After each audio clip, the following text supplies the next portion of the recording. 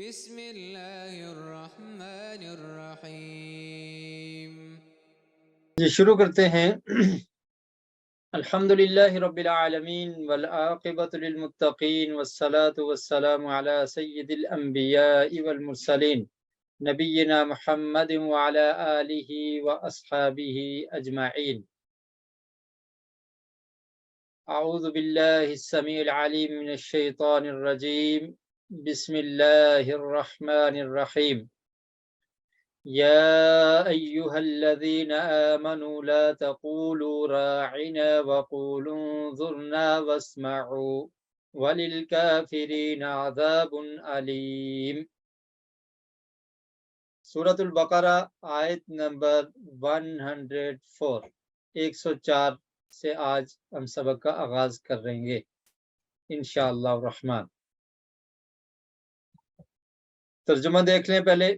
یا ایہا الذین آمنوا، اے ایمان والو، لا تقولو، نہ تم کہو، لا کا مطلب ہوتا ہے نہیں، تقولو تم کہو، نہ تم کہو، راعنا، راعنا یعنی یہ لفظ نہ کہو، وقولو اور کہو، انظرنا آپ ہمیں دیکھیں یا ہمارا خیال رکھیں، واسمعوا اور سنو، وللکافرین اور کافروں کے لیے عذاب علیم، عذاب ہے دردناک۔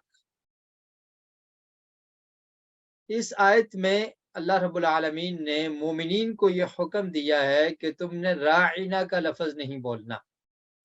راعنا کا مطلب کیا ہے؟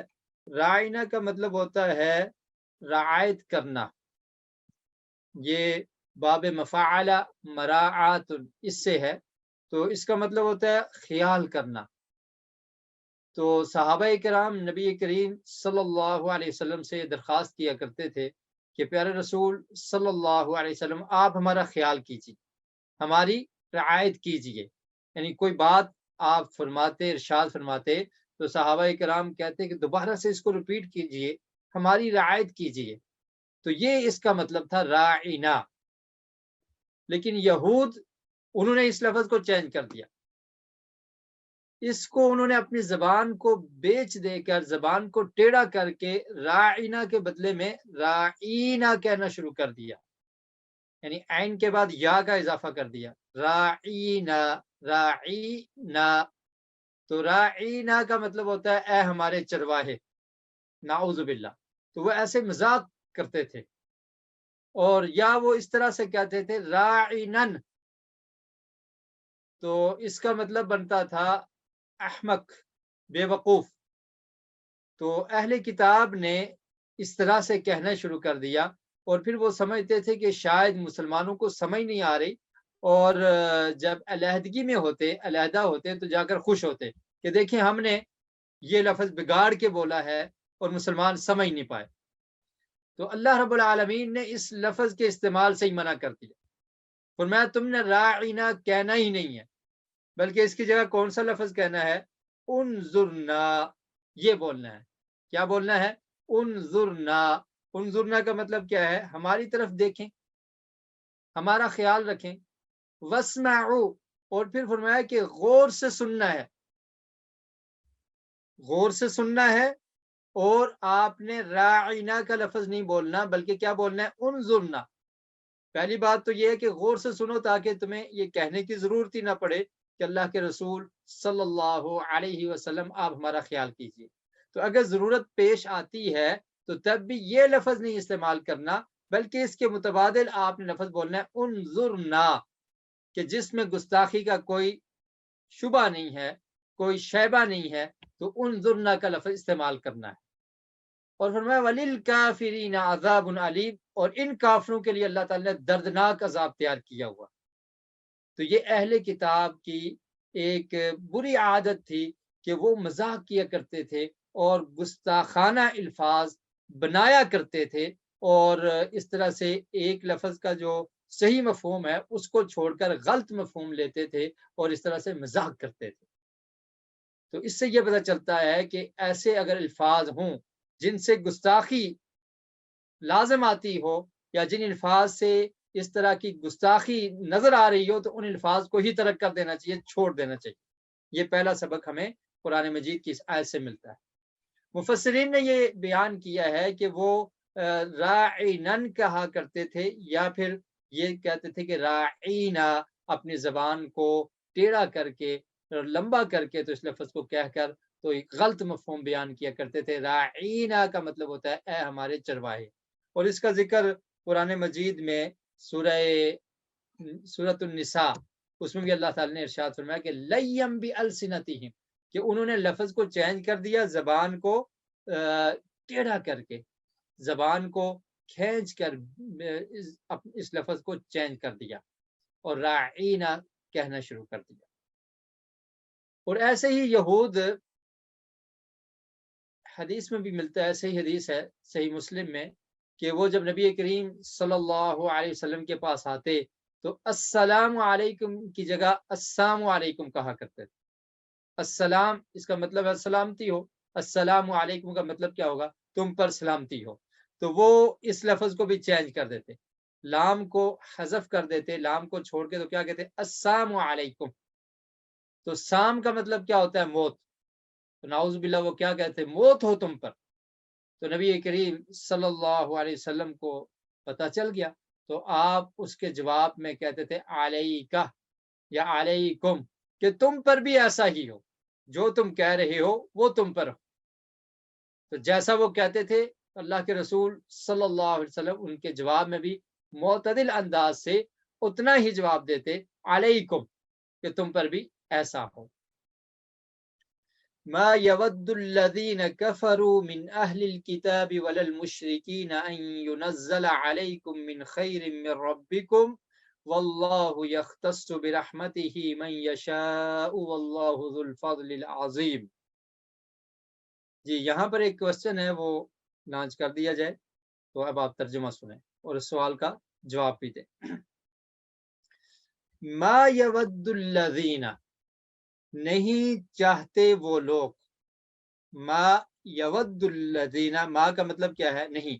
لا کا مطلب بھی نہیں ہوتا ہے، اور ما کا مطلب نہیں ہوتا ہے، اور ما کا مطلب جو بھی ہوتا ہے۔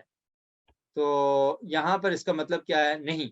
ما یود الذین، نہیں چاہتے وہ لوگ، الذین کفروا، جنہوں نے کفر کیا، من اہل الکتابی، اہل کتاب میں سے، وللمشرکین، اور نہ ہی مشرکین میں سے، ان ینزل، یہ کہ نازل کیا جائے، علیکم، تم پر، من خیر، کوئی بھی بلائی، من ربکم، تمہارے رب کی طرف سے، واللہ یختص، اور اللہ تعالی خاص کرتا ہے، برحمتہ، اپنی رحمت کے ساتھ، من یشاء، جس کو وہ چاہتا ہے، واللہ ذو الفضل العظیم، اور اللہ تعالی فضل والا، العظیم کا مطلب ہوتا ہے بڑا، بہت بڑے فضل والا ہے۔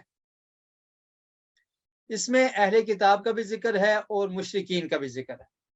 فرمایا کہ یہ دونوں گروہ ایسے ہیں کہ جو یہ نہیں چاہتے کہ تمہاری طرف رب العالمین کوئی بلائی نازل کرے۔ تو سوال آپ کے سامنے تھا، اس کا جواب بہت سارے لوگوں نے صحیح دیا ہے اور کچھ نے غلطی کی ہے۔ سوال کیا تھا؟ السلام علیکم کا کیا مطلب ہے؟ آپشن تھے تم پر موت ہو، تم پر سلامتی ہو، اور سلامت رہو۔ تو اس کا صحیح آنسر کیا ہے؟ تم پر موت ہو، کیونکہ سلامتی کے لیے کیا بولتے ہیں؟ السلام علیکم، السلام علیکم۔ ہمارے بعض مسلمان بھی جلدی میں وہ جب بولتے ہیں تو سلام کو پورا نہیں بولتے، تو وہ کیا کہتے ہیں؟ السلام علیکم۔ یہ لفظ غلط ہے، اس کا مطلب کیا ہے؟ موت۔ تو سام نہیں بولنا، یہودی یہ بولا کرتے تھے۔ تو بولنا کیا چاہیے؟ السلام علیکم۔ السلام یہ اللہ تعالیٰ کا نام ہے، سورۃ الحشر میں اللہ تعالیٰ نے جہاں پر ناموں کا ذکر کیا وہاں پر السلام بھی ہے، ٹھیک ہے؟ تو السلام کا مطلب ہوتا ہے سلامتی۔ تو السلام علیکم، هو اللہ الذی لا الہ الا هو الملک القدوس السلام، قدوس السلام، السلام یہ اللہ کا نام ہے۔ الملك القدوس السلام المؤمن المهيمن العزيز الجبار المتكبر سبحان اللہ عما یشرکون۔ تو بہت سارے لوگوں نے صحیح جواب دیا الحمدللہ، 83% لوگوں نے، اور کچھ نے شاید غور نہیں کیا اور جلدی میں وہ جواب دے چکے ہیں۔ تو اس کا جواب جو صحیح ہے وہ پہلا آپشن ہے، اس کا مطلب ہوتا ہے تم پر موت ہو۔ جی، تو اس آیت میں جو ابھی ہم نے آیت پڑھی ہے، آیت نمبر 105، تو اس میں اللہ تعالیٰ نے اہل کتاب کا اور مشرکین کا ذکر کیا۔ اہل کتاب کون ہے؟ آپ جانتے ہیں کون ہے؟ یہود اور نصارہ، ٹھیک ہے۔ اہل کتاب بھی یہ نہیں چاہتے اور مشرکین بھی یہ نہیں چاہتے۔ اہل کتاب چاہتے تھے کہ جو نبوت ہے وہ ہماری ہی نسل میں ہو، اس کے علاوہ کسی اور پر فرشتہ نازل نہ ہو، کسی اور کی طرف وحی نازل نہ ہو، بلکہ وحی کا حقدار کون ہے؟ جو اہل کتاب میں سے، بنو اسرائیل میں سے، ان پر ہی وحی نازل ہونی چاہیے۔ اہل کتاب یہ چاہتے تھے، اور مشرکین یہ چاہتے تھے کہ یہ ایک اگر بڑا مقام ہے تو اس کے لیے کوئی سردار، اس کا انتخاب کیا جائے۔ نبی کریم صلی اللہ علیہ وسلم عام شخص ہیں، تو آپ پر اللہ تعالیٰ نے یہ کرم فرمایا اور آپ پر وحی کو نازل کر دیا، یہ نہیں ہو سکتا۔ اور یہ وہ حسد ان کے اندر پایا جاتا تھا۔ اہل کتاب میں بھی حسد تھا کہ ہماری نسل میں نبی کیوں نہ آئے، اور مشرکین بھی یہ کہتے تھے کہ اگر نبوت ملنی ہی تھی تو ہمارے بڑے بڑے سردار ہیں، ان میں سے کسی کو مل جاتا۔ تو یہ کرم، یہ فضل اور یہ رحمت کہ اللہ رب العالمین نے نبی جن کو بنایا وہ محمد الرسول اللہ صلی اللہ علیہ وسلم ہے، تو وہ حسد کی وجہ سے یہ چاہتے تھے کہ نبوت ان کو نہیں ملنی چاہیے تھی۔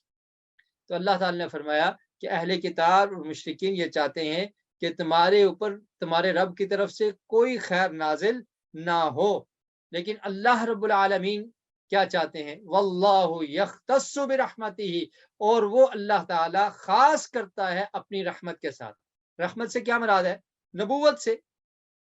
یہاں رحمت سے مراد کیا ہے؟ نبوت، کہ وہ اللہ تعالیٰ خاص کرتا ہے نبوت کے لیے من یشاء، جس کو چاہتا ہے، جس کو چاہتا ہے اس کو یہ فضل عطا کر دیتا ہے۔ یہ کسی خاص نسل سے ہونا، کسی خاص قبیلے سے ہونا، یا بڑے عہدے پر ہونا، یا بہت زیادہ محنت جدوجہد کر کے کوئی یہ مقام حاصل نہیں کر سکتا۔ یہ مقام جدوجہد سے، محنت سے، عبادت سے نہیں ملتا، بلکہ یہ اللہ تعالیٰ کا خاص فضل ہوتا ہے، اور اللہ تعالیٰ جسے چاہتے ہیں اسے نبوت کے تاج سے سرفراز کرتے ہیں اور اس کو نبی بناتے ہیں۔ قرآن مجید میں اللہ تعالیٰ نے سورۃ الحج میں بھی ارشاد فرمایا اللہ یستفی من الملائکۃ رسلا ومن الناس، کہ اللہ تعالیٰ چن لیتا ہے فرشتوں میں سے بھی پیغمبر رساں، جو پیغام رساں ہیں، پیغام کو پہنچانے والے ہیں، اور لوگوں میں سے بھی اللہ تعالیٰ جس کو چاہتا ہے ان کو چن لیتا ہے۔ تو یہ اللہ تعالیٰ کا فضل ہے۔ اللہ بہت بڑے فضل والا ہے، اور وہ فضل جس کو چاہے عنایت کرے، اللہ تعالیٰ کو کوئی پوچھنے والا نہیں ہے۔ تو یہ ان کے اندر حسد پایا جاتا تھا کہ وہ چاہتے تھے کہ اگر ہماری نسل میں نبی نہیں ہوئے تو ان کو نبوت کیوں مل گئی۔ اہل کتاب بھی حسد کرتے تھے اور مشرکین بھی حسد کیا کرتے تھے۔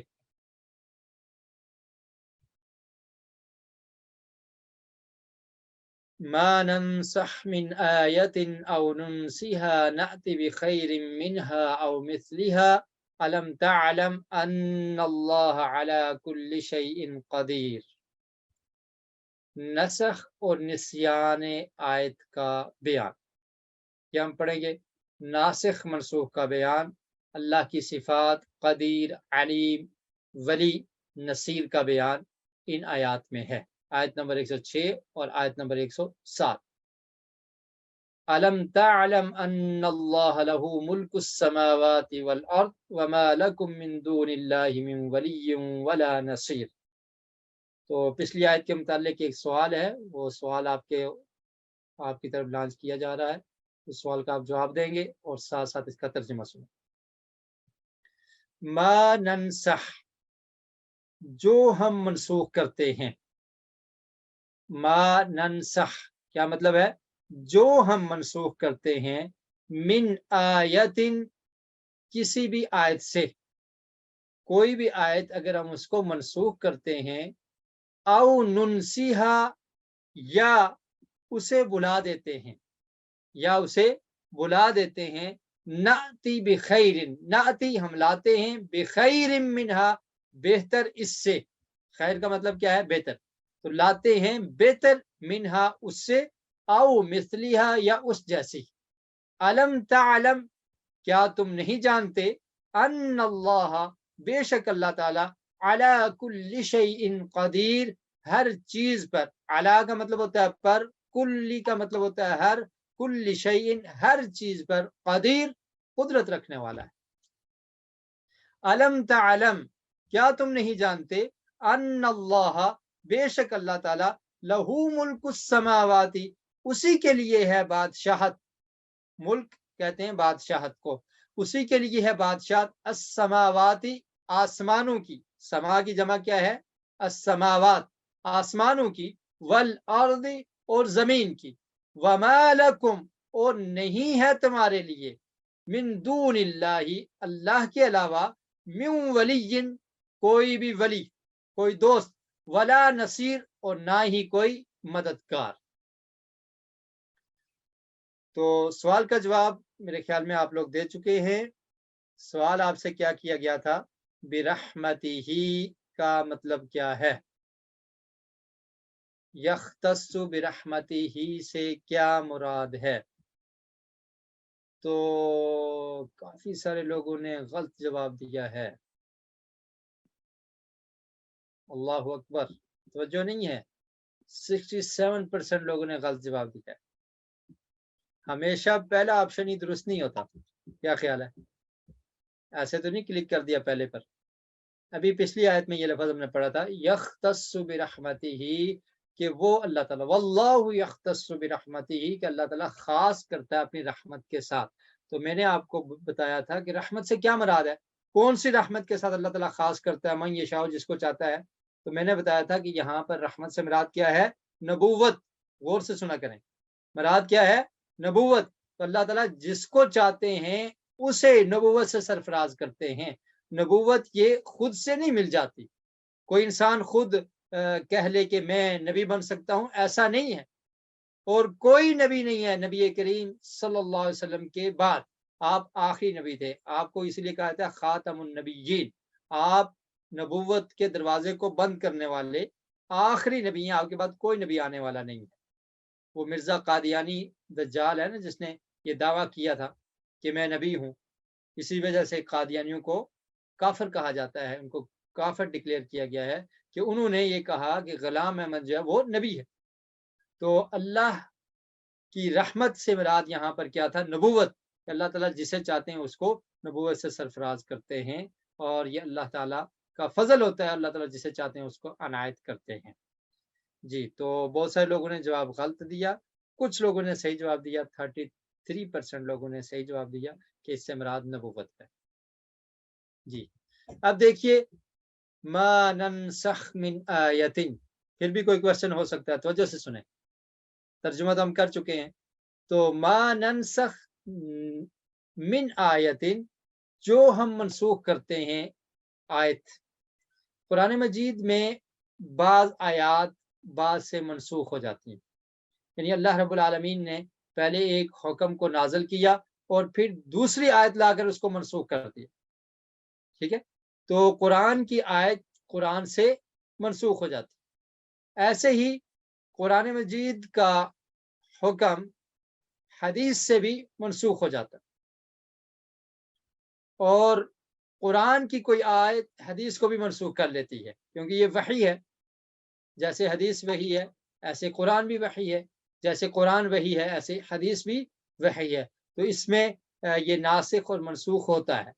تو یہود یہ کہتے تھے کہ ایسا کیوں ہے، اللہ رب العالمین نے اگر ایک حکم دیا ہے تو اب اس حکم کو ختم کیوں کیا گیا، اس کو منسوخ کیوں کیا گیا؟ اگر اللہ کا حکم تھا تو اس کو ہمیشہ رہنا چاہیے، اس کو منسوخ نہیں ہونا چاہیے۔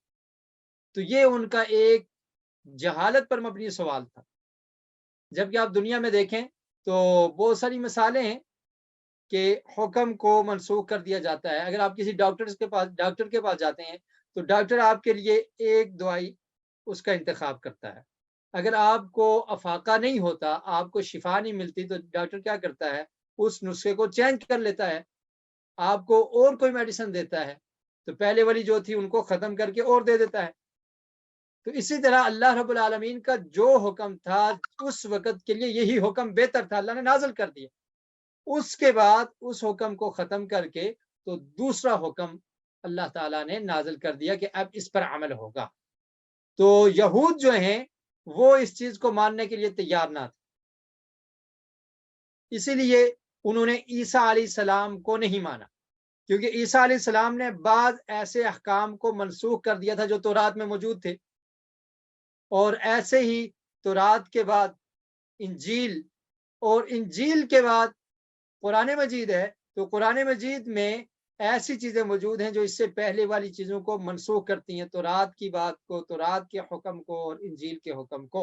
تو یہ اللہ رب العالمین نے یہ ایک سسٹم بنایا ہے. تو ناسخ اور منسوخ یہ حق ہے کہ اللہ تعالیٰ جب چاہیں ایک حکم کو اٹھا لیتے ہیں اور اس کی جگہ دوسرا حکم آ جاتا ہے. اس کی بہت ساری مثالیں قرآن مجید میں ملتی ہیں. اور ایک اسی سورۃ البقرہ میں آپ پڑھیں گے، آگے آئے گا کہ قبلہ کی چینجنگ. پہلے مسلمان بیت المقدس کی طرف منہ کر کے نماز پڑھا کرتے تھے، جب مکہ میں تھے تب بھی بیت المقدس کی طرف منہ کر کے نماز پڑھتے تھے. جب نبی کریم صلی اللہ علیہ وسلم ہجرت کر کے مدینہ میں آ گئے تو تقریباً 16 یا 17 مہینے تک بیت المقدس کی طرف منہ کر کے نماز پڑھتے رہے. پھر اللہ رب العالمین نے اس حکم کو منسوخ کر دیا اور قرآن مجید میں یہ حکم نازل کر دیا کہ اب آپ بیت اللہ کی طرف منہ کر کے نماز پڑھیں. دوسرے پارے کی آپ ابتدا میں یہ چیز پڑھیں. ٹھیک ہے. تو اس طرح کی بہت ساری مثالیں قرآن مجید میں موجود ہیں کہ پہلے حکم کو منسوخ کر کے اللہ تعالیٰ نے اس کے بعد دوسرا حکم نازل کر دیا. آپ دیکھیں انسان اپنی تخلیق پر غور کرے کہ انسان کی تخلیق کیسے ہوئی. وہ ایک حالت میں نہیں رہتا، اس میں وہ تو تبدیلیاں آتی رہتی ہیں نا. پانی کا ایک قطرہ جس کو نطفہ کہتے ہیں، اور اس کے بعد علاقہ بن جاتا ہے، علاقہ خون، اور خون کے بعد کیا بنتا ہے، مضغہ، لوتھڑا گوشت کا، اور اس کے بعد پھر وہ جنین بنتا ہے. جنین کے بعد اس کی بچپن کے بعد کیا ہوتا ہے، جوانی کے بعد بڑھاپا. یہ تبدیلیاں آئی یا نہیں آئی؟ تو دنیا میں اللہ رب العالمین نے انسان کے اندر بھی یہ نشانیاں رکھی ہیں. ایسے ہی اللہ تعالیٰ اگر ایک حکم کو پہلے اللہ تعالیٰ بیان کرتے ہیں پھر اس کے بعد اس کو منسوخ کر دیا جاتا ہے. جیسے آپ دیکھیں دن ہے، پھر کیا ہوتا ہے، رات آ جاتی ہے، رات کے بعد پھر دن آ جاتا ہے. تو یہ تبدیلی یہ دنیا میں چلتا رہتا ہے، یہ نظام. تو قرآن مجید میں نسخ کی مثال سورۃ النساء میں بھی ہے کہ اللہ تعالیٰ نے زنا کرنے والی عورتوں کی سزا مقرر فرمائی کہ انہیں گھروں میں بند رکھو یہاں تک کہ انہیں موت اٹھا لے جائے.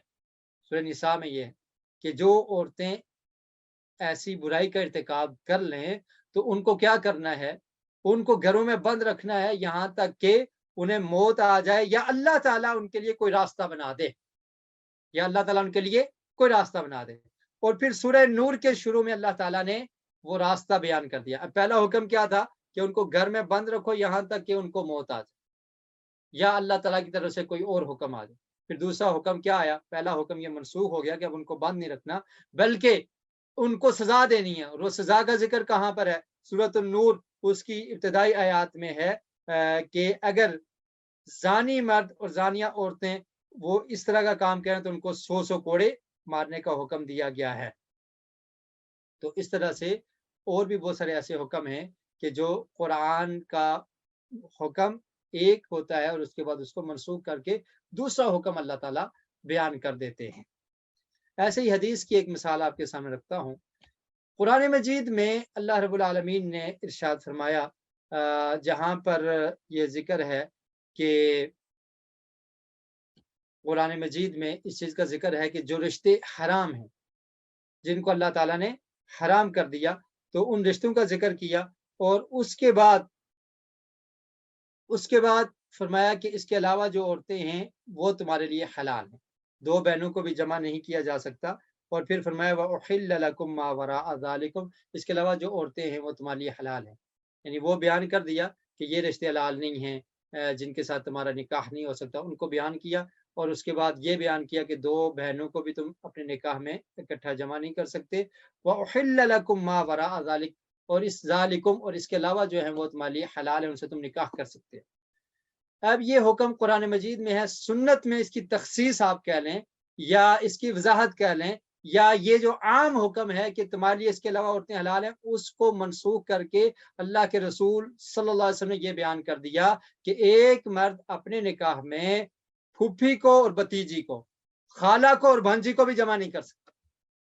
اب قرآن مجید میں یہ نہیں ہے. قرآن مجید میں کیا ہے کہ دو بہنوں کو نہیں جمع کر سکتے، اور اس کے علاوہ جو کچھ حرام رشتے جن کے ساتھ نکاح نہیں ہے ان کو بیان کر دیا، اور اس کے علاوہ کیا فرمایا کہ باقی تمہارے لیے حلال ہے. لیکن حدیث میں اس کی وضاحت موجود ہے، تو حدیث سے یہ حکم منسوخ ہو جاتا ہے. تو قرآن کے حکم کو احادیث سے بھی، صحیح حدیث سے منسوخ کیا جاتا ہے، اور منسوخ کی مثالیں اس طرح کی موجود ہیں. اور ایسے ہی حدیث کا حکم حدیث سے منسوخ اس کی بہت ساری مثالیں ہیں. جیسے نبی کریم صلی اللہ علیہ وسلم کا ارشاد ہے نہیتکم عن زیارت القبور فزوروها، اور ایسے ہی فرمایا ونہیتکم عن لحوم الاضاحی فوق ثلاث فامسکوا ما بدا لکم، فرمایا کہ میں نے تمہیں قبروں کی زیارت سے منع کیا تھا، فزوروها، لیکن اب تم زیارت کر سکتے ہو. تو پہلا حکم کیا ہوا کہ منع کیا گیا تھا، پھر اجازت مل گئی، تو پہلا حکم منسوخ ہو گیا. اور ایسے ہی فرمایا کہ قربانی کا جو گوشت ہے اس کو تم 3 دن سے زیادہ اپنے گھروں میں سٹور نہیں کر سکتے، رکھ نہیں سکتے. لیکن اس کے بعد دوبارہ اللہ کے رسول نے فرمایا فَأَمْسِكُوا مَا بَدَا لَكُمْ، فرمایا کہ اب تمہیں اجازت، تم جمع کر سکتے ہو، سٹور کر سکتے ہو، اپنے لیے رکھ سکتے ہو.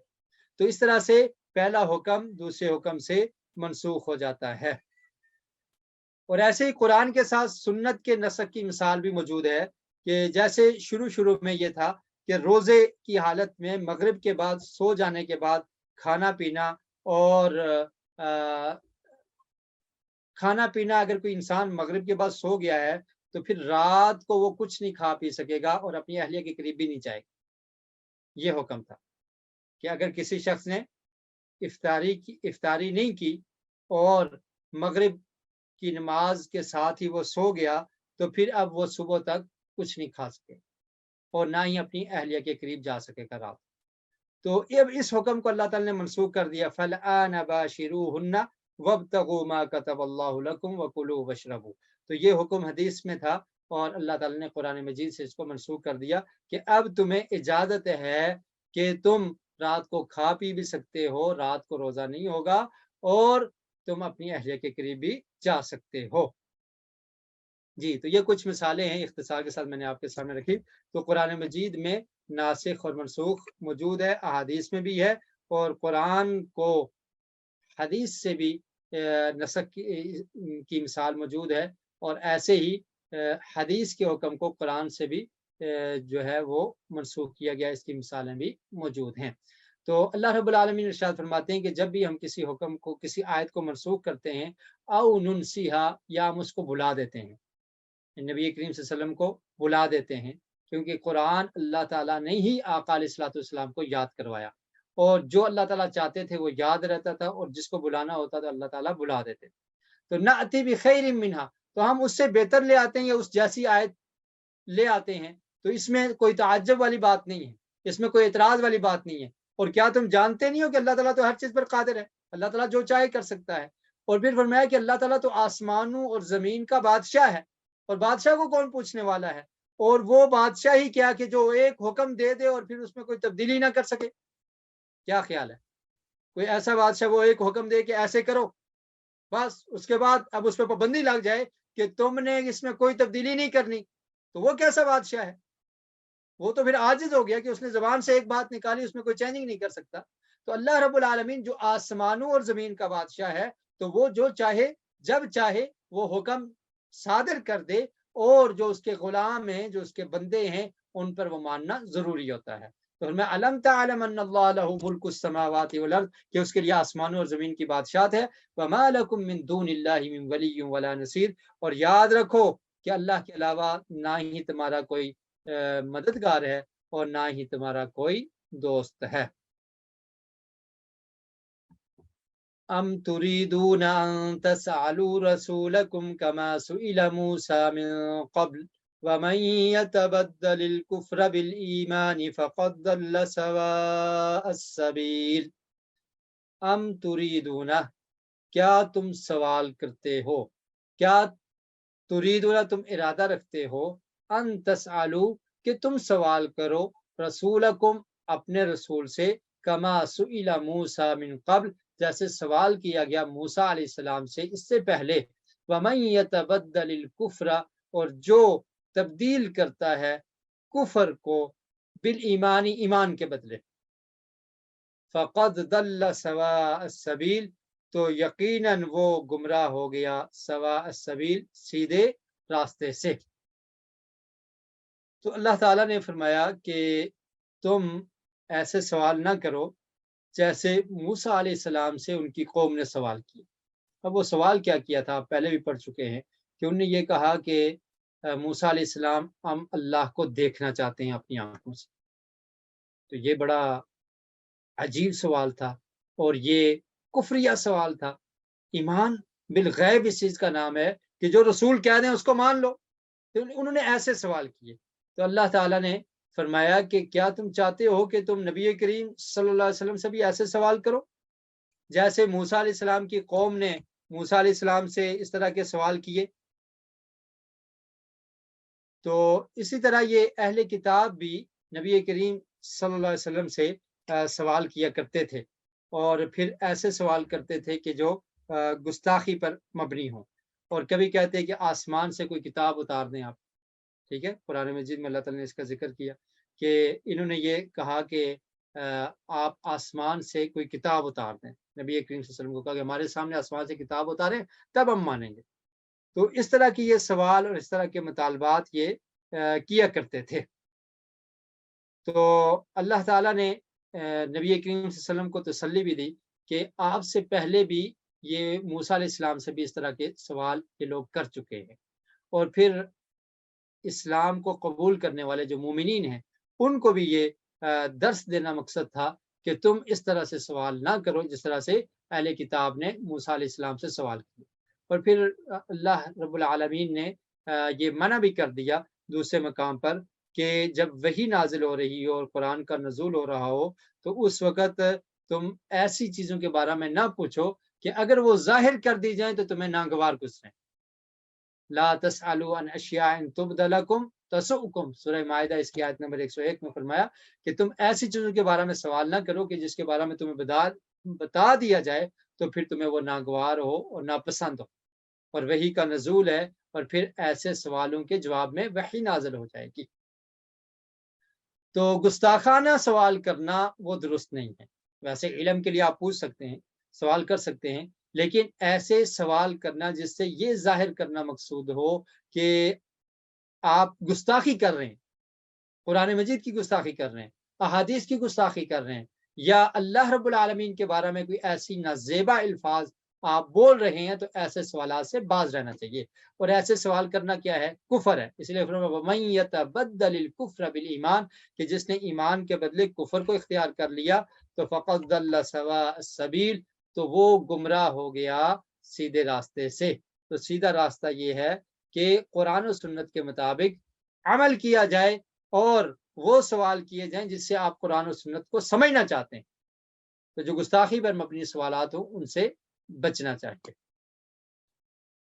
وَدَّ كَثِيرٌ مِّنْ أَهْلِ الْكِتَابِ لَوْ يَرُدُّونَكُم مِّن بَعْدِ إِيمَانِكُمْ كُفَّارًا حَسَدًا مِّنْ عِندِ أَنفُسِهِم مِّن بَعْدِ مَا تَبَيَّنَ لَهُمُ الْحَقُّ فَاعْفُوا وَاصْفَحُوا حَتَّى يَأْتِيَ اللَّهُ بِأَمْرِهِ إِنَّ اللَّهَ عَلَى كُلِّ شَيْءٍ قَدِيرٌ وَأَقِيمُوا الصَّلَاةَ وَآتُوا الزَّكَاةَ وَمَا تُقَدِّمُوا لِأَنفُسِكُم مِّنْ خَيْرٍ تَجِدُوهُ عِندَ اللَّهِ إِنَّ اللَّهَ بِمَا تَعْمَلُونَ بَصِيرٌ۔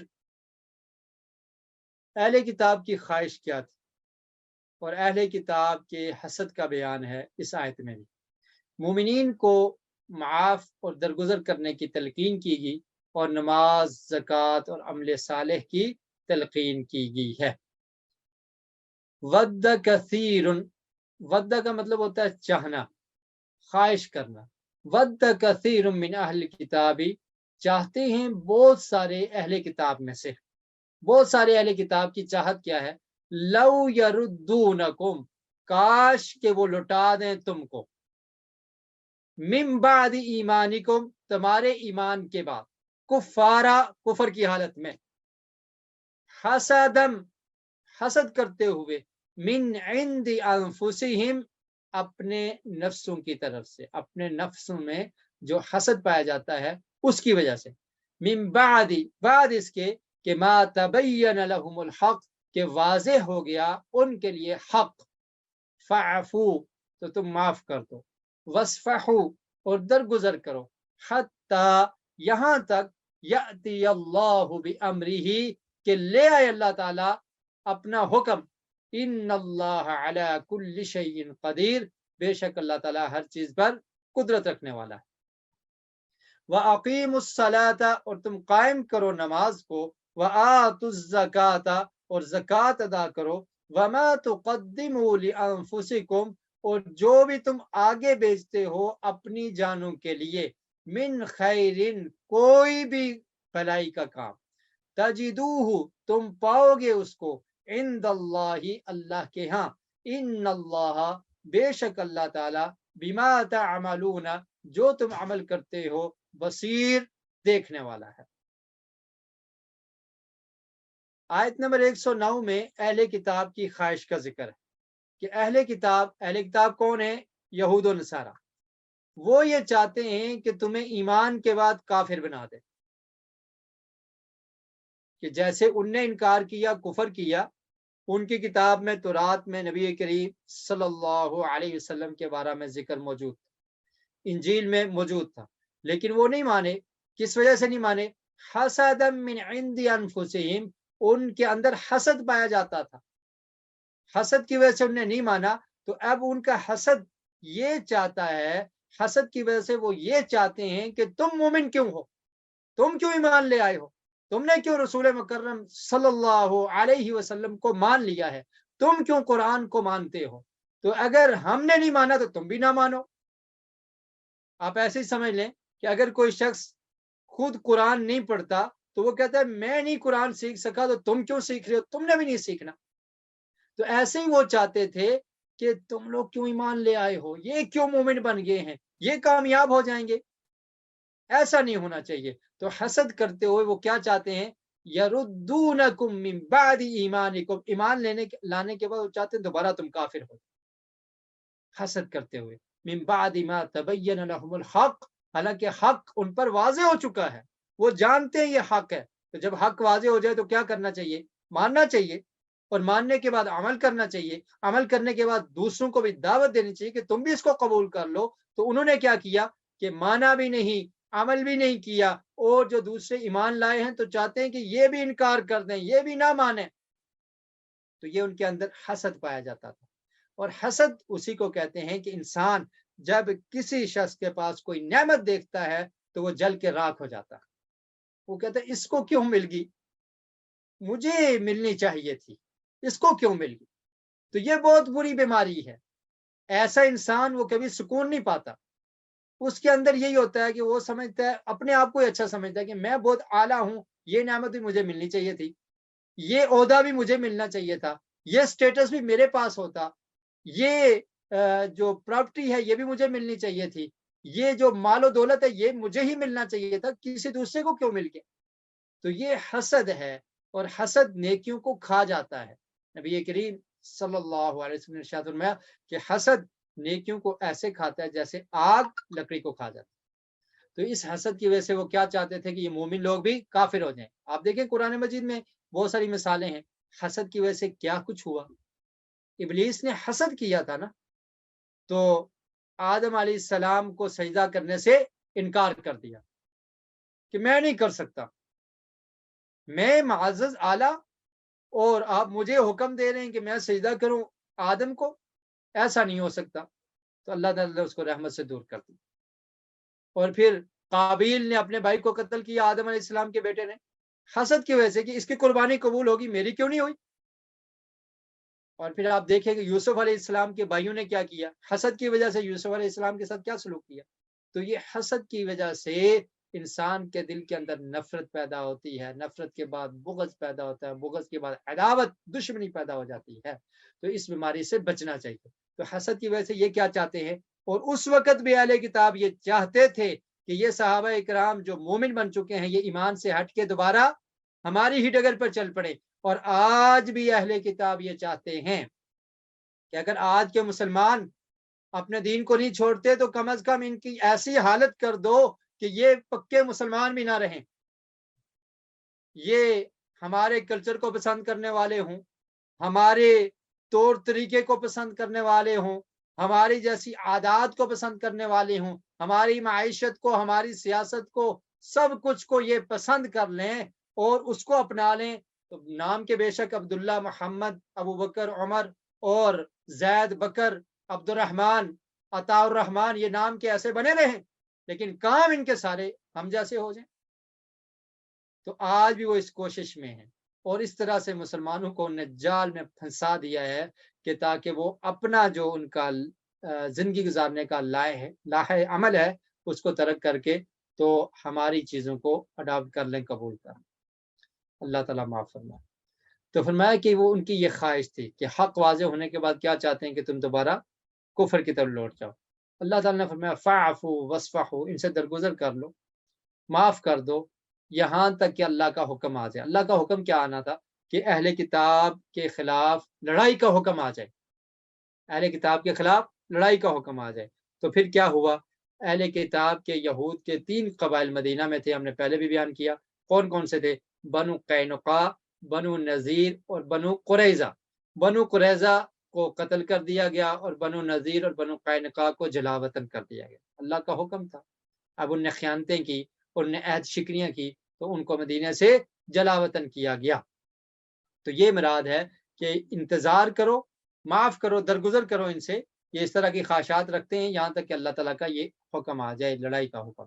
ان اللہ علی کل شیء قدیر، بے شک اللہ تعالیٰ ہر چیز پر قادر ہے۔ اور پھر فرمایا کہ تم نمازوں کو قائم کرو اور زکوٰۃ دو، اور یاد رکھو جو بھی تم ذرا برابر بھی اگر کوئی نیکی کرتے ہو، بھلائی کا کام کرتے ہو، آگے بھیجتے ہو، ما تقدموا لانفسکم، آگے کے مرنے کے بعد کی جو زندگی ہے اس کے لیے جو کر رہے ہو تو اس کو اللہ کے ہاں پالو گے، بے شک اللہ تعالیٰ جو بھی تم عمل کرتے ہو بصیر، اس کو دیکھنے والا ہے۔ جی یہاں پر ایک کوشچن تھا وہ آپ کو لانچ کیا جا رہا ہے اور ابھی آپ جواب دیں گے اس کو۔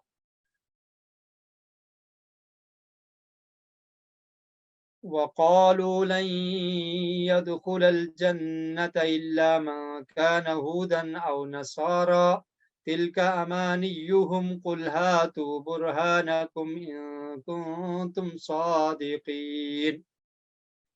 وَقَالُوا، اور انہوں نے کہا، لَن يَدْخُلَ الْجَنَّةَ، ہرگز نہیں داخل ہوگا جنت میں، الا مگر، من کان ہودن جو یہودی ہوگا، او نصارا یا عیسائی ہوگا یا نصرانی ہوگا، تلک امانیہم یہ ان کی آرزویں ہیں، یہ ان کی خواہشات ہیں، قل کہہ دیجئے، ہاتو برہانکم لے آؤ کوئی دلیل، ہاتو لے آؤ برہانکم اپنی دلیل، ان کنتم صادقین اگر تم سچے ہو۔ تو انہوں نے یہ کہا کہ جنت میں صرف یہودی جائیں گے اور عیسائی جائیں گے، وہی جنتی ہے جو یہودی ہوگا یا نصرانی ہوگا، اس کے علاوہ اور کوئی جنت میں نہیں جائے گا۔ تو اللہ تعالیٰ نے فرمایا یہ ان کی آرزو ہے، یہ ان کی خواہشات ہیں کہ یہ اپنے آپ کو ہی جنت کا ٹھیکیدار سمجھتے ہیں کہ ہم ہی جنت میں جائیں گے، اہل کتاب ہی یہود نصارہ ہی جنت میں جائیں گے۔ تو اللہ تعالیٰ نے فرمایا یہ جو تم نے دعویٰ کیا ہے اس پہ کوئی دلیل تو پیش کرو، کیا دلیل ہے تمہارے پاس، اگر تم سچے ہو تو کوئی دلیل پیش کرو۔ آپ کے سوال کی طرف آتے ہیں۔ آپ سے سوال کیا گیا تھا یأتی اللہ بامرہ، اس سے پہلے والی آیت میں ہم نے پڑھا تھا، آیت نمبر تھی 109،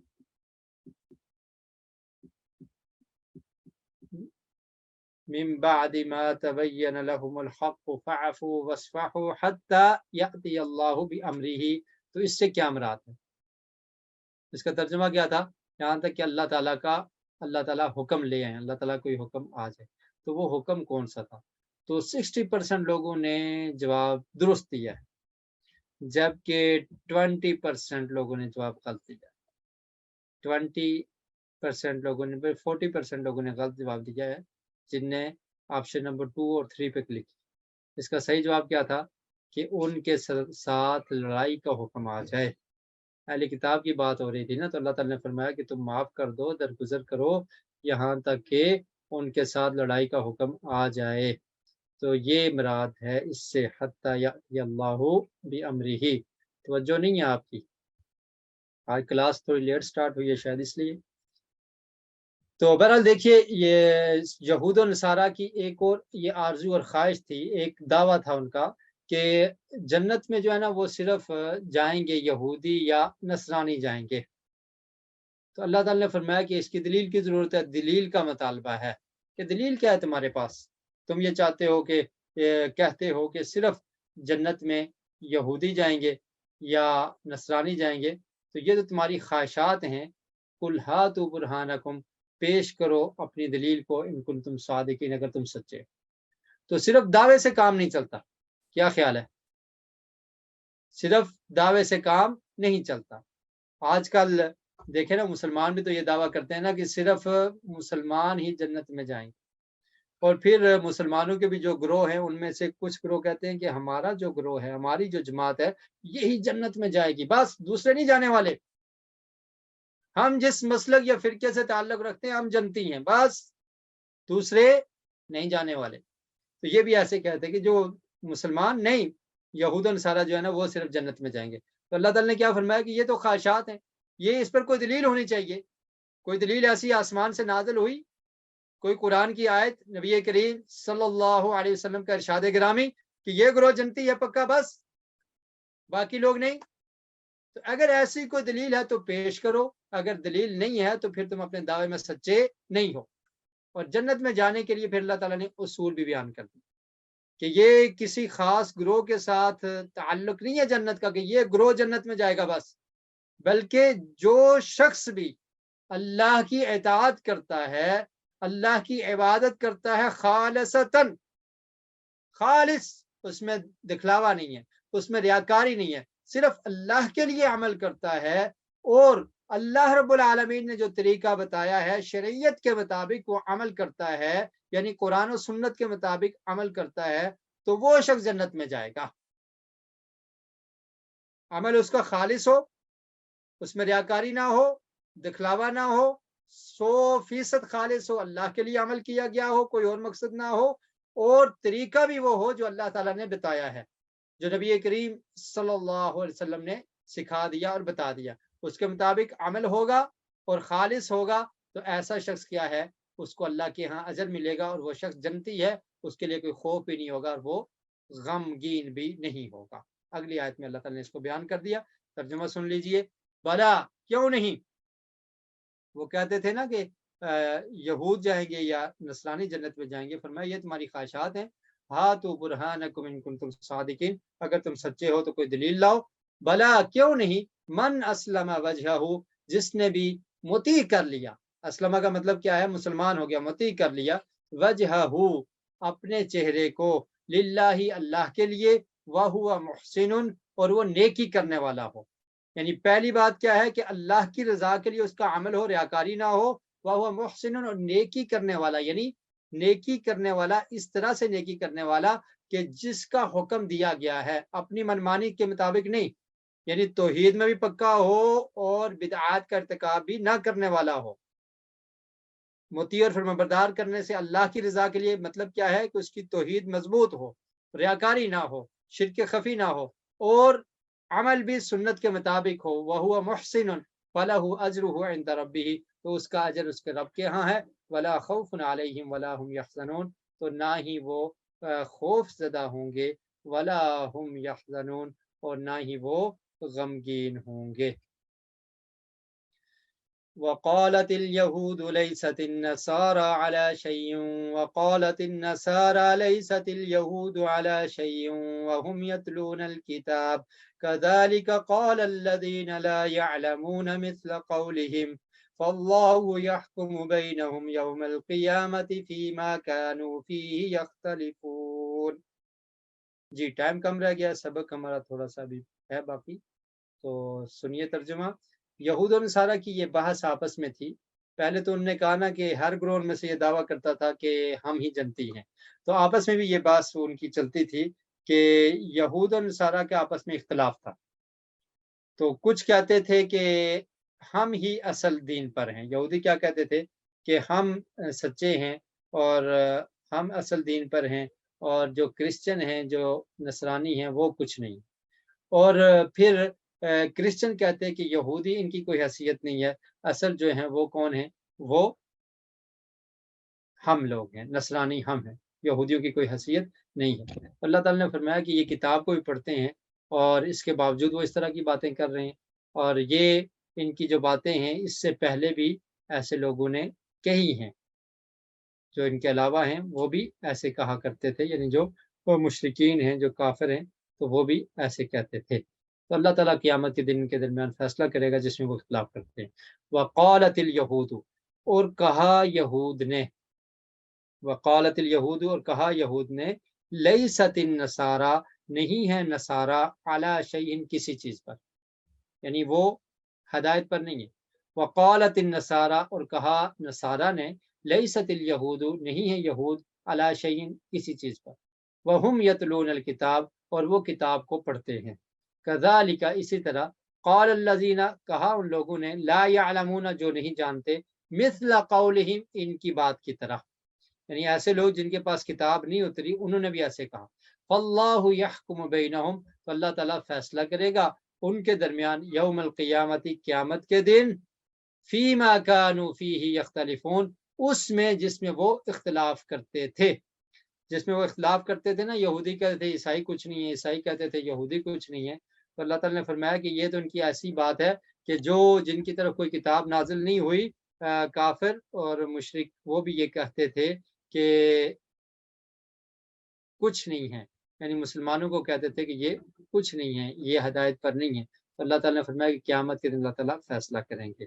تو آج بھی جو مسلمانوں کے فرقے ہیں وہ بعض کو ایسے کہتے ہیں کہ یہ لوگ درست نہیں ہیں، یہ درست نہیں ہے، اور پھر بس اوقات ایک دوسرے کی ضد میں، یہ جانتے ہوئے کہ اس کے پاس حق ہے، وہ سچ کہہ رہا ہے، اس کے پاس دلیل ہے، وہ قرآن سے بات کر رہا ہے یا وہ سنت سے کوئی دلیل پیش کر رہا ہے، ماننے کے باوجود، سمجھنے کے باوجود وہ کہتے ہیں نہیں ہمارا مسلک یہ ہے، ہم اس کو ماننے کے لیے تیار نہیں ہوتے۔ تو یہ اس طرح سے یہود بھی یہ کیا کرتے تھے۔ تو لا یعلمون سے علم سے مراد کیا ہے؟ وحی کا علم، اس سے مراد مشرکین عرب ہے۔ کذالک قال الذین لا یعلمون مثل قولہم، اسی طرح کہا ان لوگوں نے جو نہیں جانتے تھے، یعنی جن کے پاس وحی کا علم نازل نہیں ہوا، اہل کتاب کی طرف سے تورات تھی نا، تورات اور انجیل، تو جن کے پاس یہ علم نہیں تھا تو وہ بھی ایسے ہی کہتے تھے۔ تو اللہ تعالیٰ جو فیصلہ کرے گا ان کے درمیان۔ تو یہ بھی اس میں اسی طرح اس میں دوسرے جو لوگ ہیں کافر، وہ بھی شامل ہیں، دہریہ ہیں، بت پرست وغیرہ، تو ان سب نے یہود و نصارہ کی طرح ہی اپنے سوا سب کو سرے سے غلط ہی قرار دیا تھا، ان سب کہتے ہیں ہم ہی درست ہیں، ہمارے علاوہ جو ہیں وہ سارے غلط ہیں۔ ومن أظلم ممن منع مساجد الله أن يذكر فيها اسمه وسعى في خرابها أولئك ما كان لهم أن يدخلوها إلا خائفين لهم في الدنيا خزي ولهم في الآخرة عذاب عظيم ولله المشرق والمغرب فأينما تولوا فثم وجه الله ان اللہ واسع علیم۔ ظالم جو ہیں وہ مسجدوں سے روکتے ہیں، مسجدوں سے روکنے والے کون ہیں؟ ظالم ہیں۔ دنیا کی رسوائی اور آخرت میں عذاب عظیم ہے ایسے لوگوں کے لیے، اور مشرق اور مغرب اللہ کے لیے ہے، اللہ تعالیٰ وسیع علم والا ہے۔ ترجمہ دیکھیے، ومن اظلم، اور کون ہے بڑا ظالم، ممن منع، اس شخص سے جو منع کرتا ہے، جس نے منع کیا، مساجد اللہ، اللہ کی مسجدوں سے، ان یذکر، یہ کہ ذکر کیا جائے، فی اسمہ، اس میں، ان مساجد میں، اسمہ، اس کا نام، وسعى اور اس نے کوشش کی فی خرابیہا اس کو غیر آباد کرنے کی، اس کو ان کو خراب کرنے کی، مساجد کو ویران کرنے کی۔ اولئک یہی ہیں وہ، ما کان لہم کہ نہیں ہے ان کے لیے، ان یدخلوہا یہ کہ وہ داخل ہوتے ان مساجد میں، الا مگر خائفین ڈرتے ہوئے، ڈرنے والے، لہم فی الدنیا خزی ان کے لیے دنیا میں رسوائی ہے، وَلَهُمْ فِي الْآخِرَةِ اور ان کے لیے آخرت میں عذاب عظیم بڑا عذاب ہے۔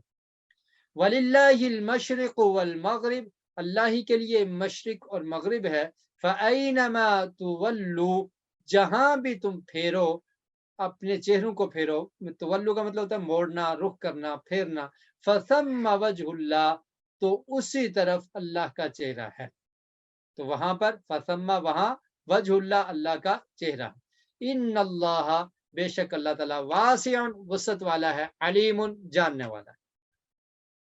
اس سے پہلے آپ نے دیکھا کہ اللہ تعالیٰ نے 3 گروہوں کا ذکر کیا، کون تھے؟ اہل کتاب یعنی یہود و نصارہ تھے، اور پھر اس کے بعد مشرکین تھے۔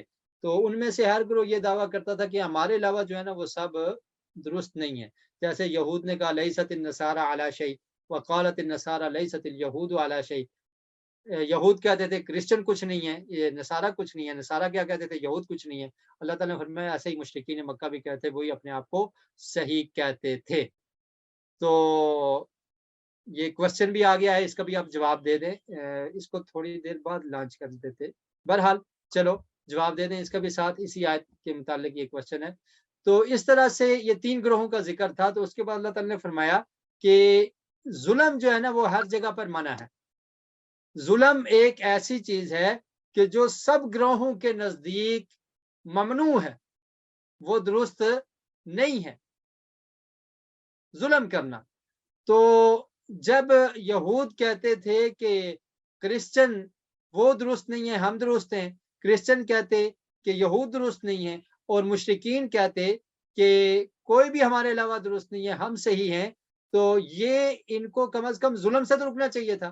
تو اللہ تعالیٰ نے فرمایا کہ ان سے بڑا ظالم کون ہے کہ ان لوگوں نے بیت اللہ سے لوگوں کو روک دیا، مساجد سے لوگوں کو روک دیا۔ اب جو شخص مسلمان ہوتا تھا اس کو مسجد میں بیت اللہ میں مسجد حرام میں نماز پڑھنے کی اجازت نہیں ہوتی تھی، اور مساجد سے روکنے والا تو بہت بڑا ظالم ہے۔ تم لوگ اپنے آپ کو بڑا سمجھتے ہو اور تم لوگوں کو روک رہے ہو۔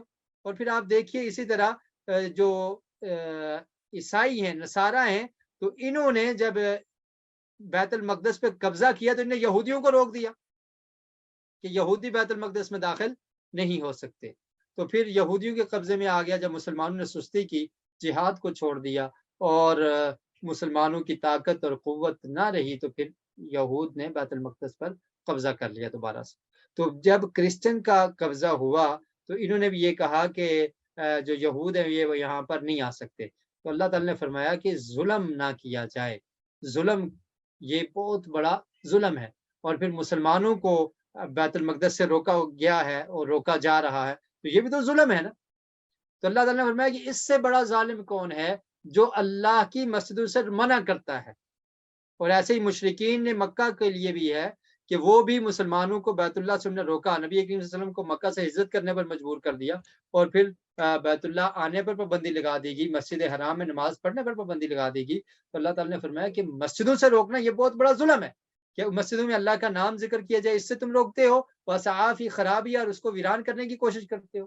اور اس سے یہ بھی پتہ چلتا ہے کہ جو شخص مسجد سے روکتا ہے، یا کوئی ایسا فتنہ برپا کرتا ہے، یا کوئی ایسی پلاننگ کرتا ہے کہ مسجد کا نظام ٹھپ ہو جائے، مسجد میں جو اسٹوڈنٹس ہیں وہ نہ آئیں، مسجد میں جو نمازی ہیں وہ نہ آئیں، مسجد ویران ہو جائے، تو وہ ظالم ہے، بہت بڑا ظلم کرنے والا ہے، اور یہ اپنی جان پر ظلم کر رہا ہے۔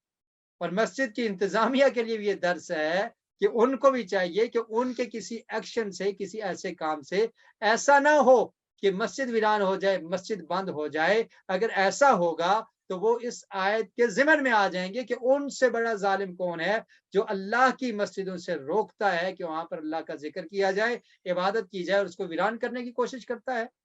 اللہ تعالیٰ نے فرمایا ان لوگوں کو تو چاہیے تھا کہ یہ بڑے ڈر کے داخل ہوتے उलाइका मा कान लहुम अन यदखुलूहा इल्ला खाइफीन, डरने वाले, अल्लाह का खौफ होना चाहिए, डरते हुए वो वहां पर दाखिल होते। खाइफीन ये जमा है और इसकी वाहिद क्या आती है, खाइफुन, डरने वाला, और इसकी जमा क्या, खाइफीन। और फिर फरमाया कि जो लोग ऐसे करते हैं उनके लिए दुनिया में क्या है, लहुम फिद दुनिया खिज़्युन, दुनिया में भी रुसवाई है और आखिरत में बड़ा अजाब है। जी, आपने सवाल का जवाब दे दिया होगा, और आपसे सवाल ये किया गया था कि खाइफीन जो जमा है तो इसकी वाहिद क्या आती है, यानी खाइफ हमने वाहिद लिखी थी और इसकी जमा क्या आती है, तो यहाँ पर इस आयत में मौजूद है। तो सब ने मेरे ख्याल में सही जवाब दिया है, कुछ ने गलत जवाब दिया है, और 13% लोगों ने गलत जवाब दिया, उन्होंने लिखा है खवाफ। खवाफ नहीं बल्कि क्या है, खाइफीन, ये जमा। वलिल्लाहिल मशरिक़ु वल मग़रिबु फ़अयनमा तुवल्लू फ़थम्म वजहुल्लाहि इन्नल्लाहा वासिउन अलीम। जी, आखिरी आयत, इसके बाद हम सबक को ख़त्म करते हैं, टाइम मुकम्मल हो चुका है। और अल्लाह ही के लिए, वलिल्लाहि और अल्लाह ही के लिए, अल मशरिक़ु मशरिक़ है, वल मग़रिबु और मग़रिब है। तर्जुमा हो गया था। तो मशरिक़ और मग़रिब का मालिक अल्लाह है।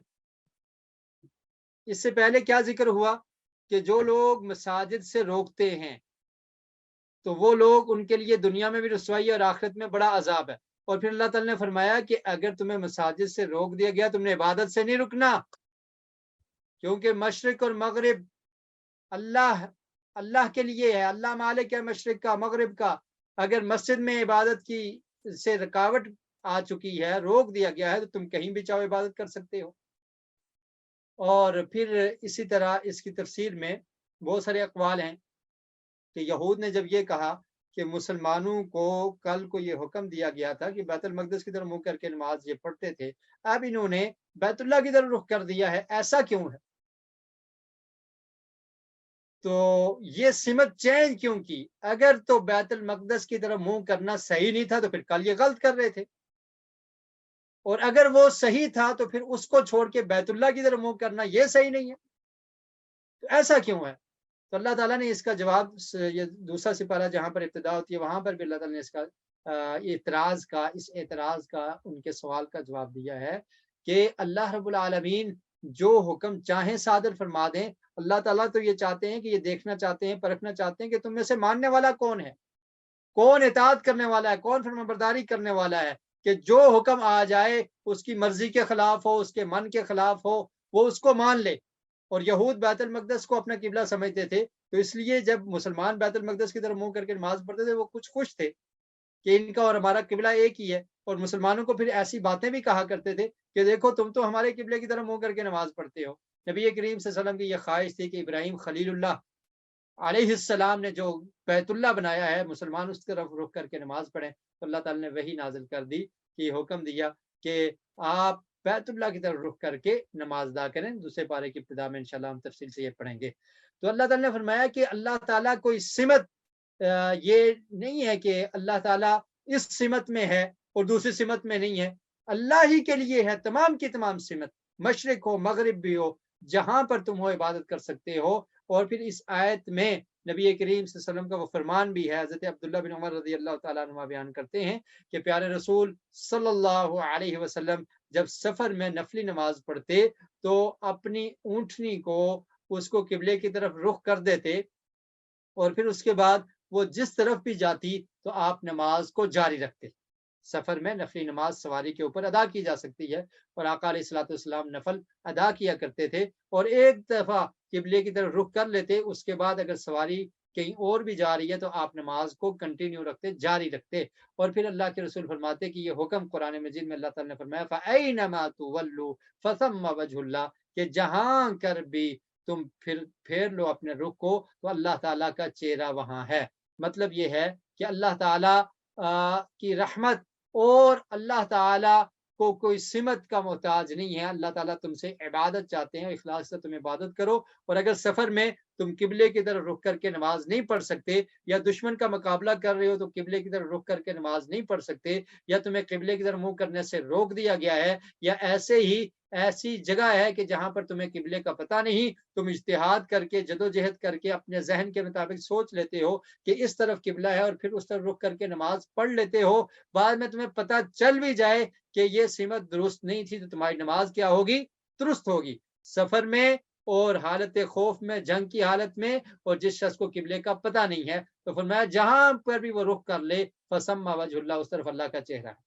وجہ اللہ کا مطلب کیا ہے؟ وجہ کا مطلب ہوتا ہے چہرہ، اللہ رب العالمین کا چہرہ ہے۔ بعض نے ترجمہ کرنے میں بھی یہاں پر ترجمہ یہ کر دیا کہ اس طرف اللہ کی رحمت ہے، یا اس طرف اللہ کا جس طرح تم منہ کرو گے تو اللہ تعالیٰ کا قبلہ ہے۔ تو بہرحال یہ تکلف کی ضرورت نہیں ہے، اللہ تعالیٰ کی صفت ہے، اور جس صفت کا ذکر قرآن مجید میں بیان ہو چکا تو اس پر ایمان لانا مومنین کے لیے ضروری ہے۔ اب اس کی حالت کیا ہے، اس کی کیفیت کیا ہے، اس کا علم ہمیں نہیں ہے۔ لیس کمثلہ شیء وہو السمیع البصیر، اس کی مثل کچھ نہیں ہے، اس کے لیے مثال بیان کرنا یہ درست نہیں ہے۔ اللہ کے لیے مثال بیان کرنا اس کی تشبیہ سے بھی وہ پاک ہے، تنزیہ سے بھی پاک ہے، لیکن صرف اتنا یقین جتنا اللہ نے بیان کر دیا کہ وجہ اللہ کا وجہ ہے تو اللہ کا وجہ چہرہ ہے، بس اس کی کیفیت کیا ہے اور اس کی تشبیہ دینا یہ غلط ہے۔ تو صرف اتنا ہمارا ایمان ہونا چاہیے، اور جتنی بھی صفات قرآن مجید میں یا صحیح احادیث میں آتی ہیں ان کے بارے میں اہل السنہ والجماعت کا یہی موقف ہے کہ ان پر ایمان لانا ضروری ہے، اور ان کے بارے میں زیادہ سوال کرنا یہ بدعت ہے، اور ان کی کیفیت مجہول ہے، اس کا علم کسی کو نہیں ہے۔